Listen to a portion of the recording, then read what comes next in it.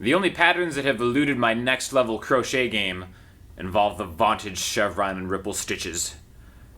But acoustic guitar strumming patterns is a totally different story. So today we're going to talk about a strumming pattern that everybody needs to know. I think it is really kind of a gateway into more advanced stuff, and we're going to rock it out on the D'angelico Lexington XL today.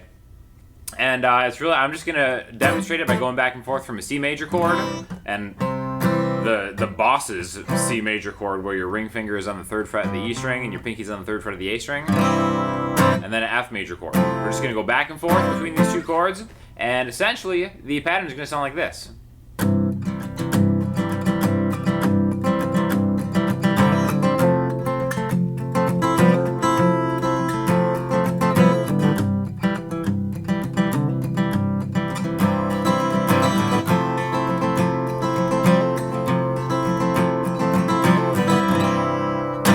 So, it's actually really simple, and the reason that it kind of advances you into the next level of strumming is because we have two different counts that we're working with inside of a 4 count. Now, generally in, most traditional music pieces, it's in 4/4 timing. So you just count to 1, 2, 3, 4. I've done some other strumming videos where it's like, we get into counting where it's like 1, 2, 3, 4, 1, 2, 3, 4, and keeping that steady count. All of them are downstrokes, all the downbeats are downstrokes, and then you can start adding the upstrokes to that, like 1 and 2 and 3 and 4 and 1 and 2 and 3 and 4 and once we're adding that upstroke to the notes in between, right? So that's just a regular 4 count. Now I've done other videos too that make that a little more dynamic, where you can palm mute some of them, 1 and 2 and 3 and 4 and 1 and 2 and 3 and 4 and, we're going to talk about all this stuff too, but this count in particular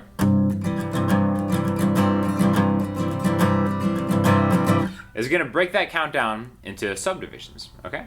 So if we think of 2 4 counts, or 8 counts specifically, this is going to be counting to 3, counting to 3, and counting to 2.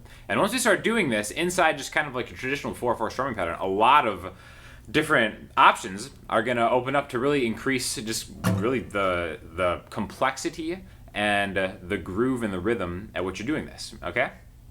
So first of all, what we're going to do is we're just going to accent the 1 on these kind of 3 mini counts. Remember, 3, 3, and 2. 3 plus 3 is 6, 6 plus 2 is 8, still adds up to 8, so it's still in 4/4 timing if we're looking at it that way. But we're going to take the C major chord, and we're going to go 1, 2, 3, 1, 2, 3, 1, 2, 1, 2, 3, 1, 2, 3, 1, 2. Notice I'm palm muting it, using the side of my palm, kind of chopping down on that bridge there. 1, 2, 3, 1, 2, 3, 1, 2. If you're counting like that and you're not counting the number 1, just try to hit the low E string. 1, 2, 3, 1, 2, 3, 1, 2. Okay? So really kind of choke the stroke of your pick down to get that accent on the 1. 1, 2, 3, 1, 2, 3, 1, 2, 1, 2, 3, 1, 2, 3, 1, 2. Might be kind of difficult at first, because it's almost kind of like a tongue twister for your brain to keep that timing, but we're really kind of working on finding the groove of that.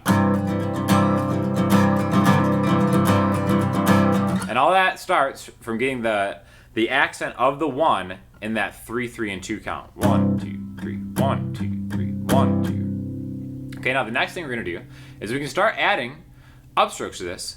1 and 2 and 3 and 1 and 2 and 3 and 1 and 2 and 1 and 2 and 3 and 1 and 2 and 3 and 1 and 2 and again, I'm kind of heavily muting this just so you get an idea, a better idea of where that 1 is, because when you're palm muting, I think it's a lot easier to really strike the downbeat, the 1 count on that, and it stands out a little bit more. 1 and 2 and 3 and 1 and 2 and 3 and 1 and 2 and 1 and 2 and 3 and 1 and 2 and 3 and 1 and 2 to the F. So try to get the count in there. And again, I'm not doing this super slow. This is, moderate tempo for sure. Don't think that you have to play along at this tempo. It's just really getting the groove of that 1, 2, 3, 1, 2, 3, 1, 2, and then being able to hear it and then transition that into your strumming. Because really, any good guitar player knows how to count, and even if they're not consciously counting 1, 2, 3, 1, 2, 3, 1, 2, they're still feeling the count. Okay? And if you have trouble feeling a count like that, you really just need to break it down by the numbers. 1, 2, 3, 1, 2, 3, 1, 2, 1, 2, 3, 1, 2, 3, 1, 2. So now what we're going to do is we're going to add a little bit of space after the 1 to make it stand out a little bit more. So now let's take the and of 1 out of there. So it's going to be 1, 2, and 3, and 1, 2, and 3, and 1, 2, and. And by removing the upstroke from that, instead of 1 and 2 and 3 and, now it's going to be 1, 2, and 3 and 1, 2, and 3 and. We're giving that 1 a little bit more space, and that's kind of driving the strumming pattern forward to kind of create this kind of perpetual motion thing that really locks you into a groove. 1, 2, and 3 and 1, 2, and 3 and 1, 2 and F, 2 and 3 and F, 2 and 3 and 1, 2 and C, 2 and 3 and 2 and 3 and 1, 2 and F.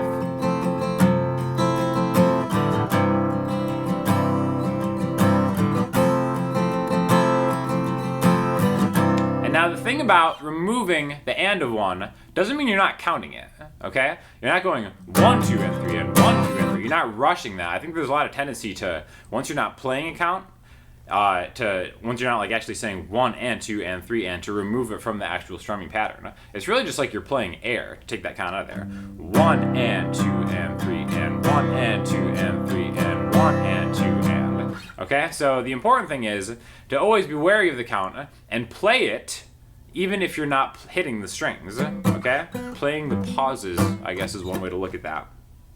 But really, this is going to be it.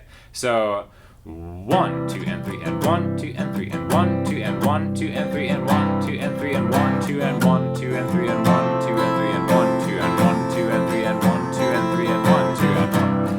1, 2, and 3, and 1, 2, and 1, 2, and 3, and 1, 2, and 1, 2, and 3, and 1, 2, and 3, and 1. Now I started adding one thing different there, okay? So again, we break it down. We have a count of 3, a count of 3, and a count of 2.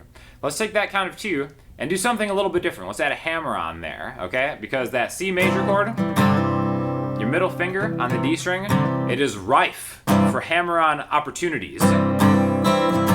Just like my crochet stitching patterns are rife for that elusive chevron stitch. You guys know what I'm talking about. Right there. Just get that middle finger, come off and on.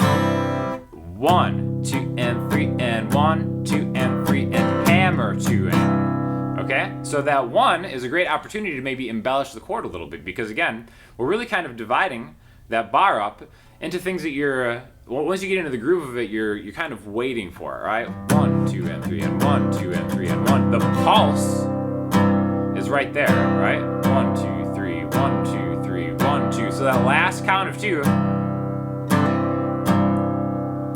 we add that hammer on, it fits into the pulse, right? So 1, 2, and 3, and 1, 2, and 3.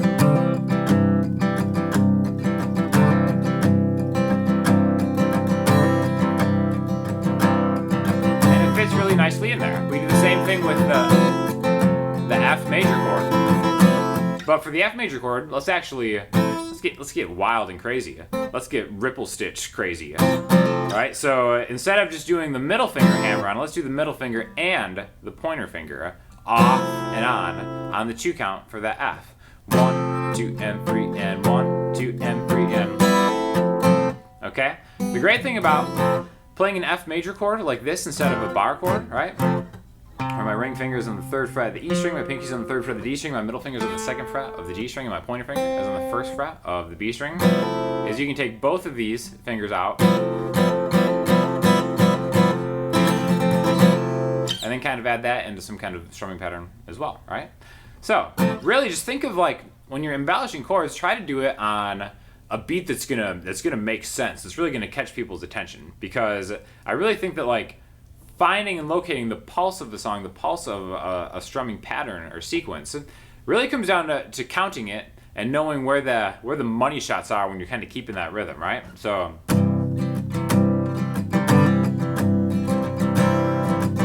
this seems to have a little more impact on the 1 count, right? Now you can do it anywhere. 1, 2, and 3, and 1, 2, and 3, and 1, 2, and 1, 2, and 3, and 1, 2, and 3, and 1, 2, and 1, 2, and.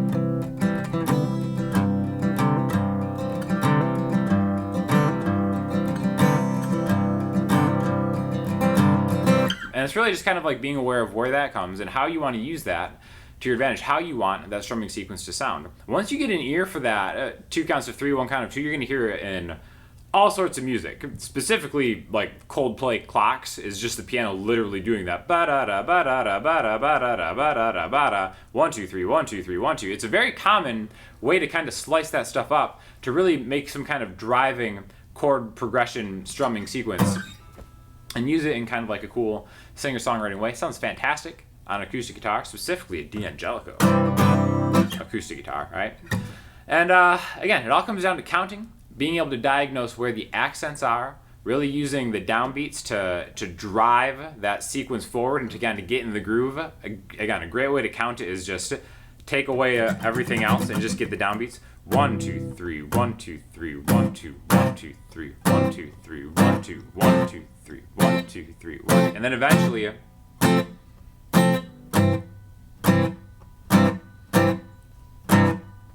just kind of get that pulse locked into your groove muscle memory.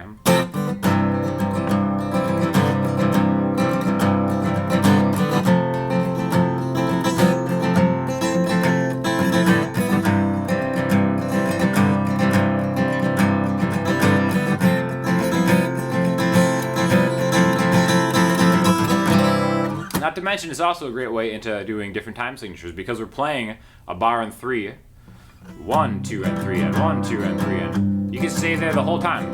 1, 2, 3, 1, 2, 3, 1, 2, 3, 1, 2, 3. Now I'm just repeating that. Now I'm playing a waltz. 1, 2, 3, 1, 2, 3, 1, 2, 3, 1, 2, 3. All right, so it's a different time signature that you're already able to implement this strumming pattern into just by taking that 2 count away. Even something, you know, a lot of people struggle with playing in the key or the time signature of 5/4, which the last 5 beats of that 3 count and a 2 count, is a great way to think of playing in 5/4.